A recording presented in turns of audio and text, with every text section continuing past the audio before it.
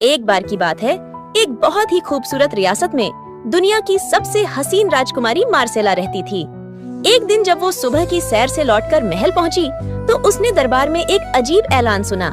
उसके पिता राजा दरबार में सब वजीरों के सामने कह रहे थे, मैं अपनी बेटी शहजादी मार्सेला की शादी अपने दोस्त बल्टन बादशाह के बेटे से करने का ऐलान करता हूँ। राजकुमारी यह सुनकर हैरान रह गई।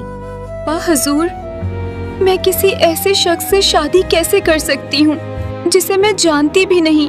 ये तुम्हारी माँ की आखिरी ख्वाहिश थी कि जैसे ही तुम 18 साल की हो जाओ, तुम्हारी शादी कर दी जाए। मार्सेला ने गहरी सांस ली और मन में सोचा कि वो ऐसी शर्तें रखेगी जो कोई पूरी नहीं कर सकेगा। मगर एक शर्त पर, अगर मेरी 4 ख्वाहिशें पूरी की गईं, तो मैं शादी करूंगी। राजा ने कहा, कौन सी इच्छाएं? मुझे 4 जोड़े बनवा दें। पहला जोड़ा सूरज जैसा सुनहरी, दूसरा चांद जैसा चांदी सा, तीसरा सितारों जैसा चमकदार, और एक लिबास पा जो जंगल की 1000 चीजों से बने। राजा ने तुरंत हुक्म दिया। बुनकरों को बुलाया गया, सिपाही भेजे गए। राजकुमारी को यकीन था कि कोई भी ये काम पूरा नहीं कर पाएगा, लेकिन कुछ ही दिनों में जादू की तरह सब तैयार हो गया।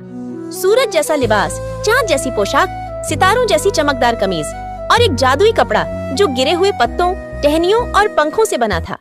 ये सारे कपड़े एक जादुई अखरोट में रखे गए जो इन्हें अपने अंदर सुरक्षित रख सकता था।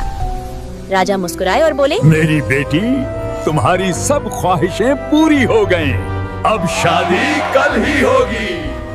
आप ये क्यों नहीं समझते कि मैं किसी ऐसे शख्स से शादी कैसे कर सकती हूँ जिसे मैं जानती भी नहीं।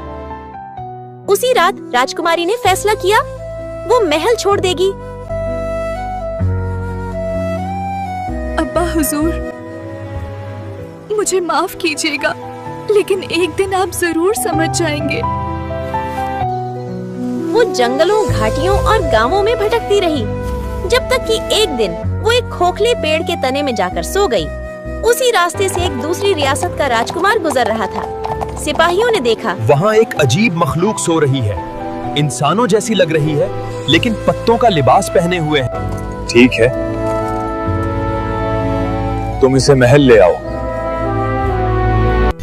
उठो लड़की, कौन हो तुम और यहाँ क्या कर रही हो?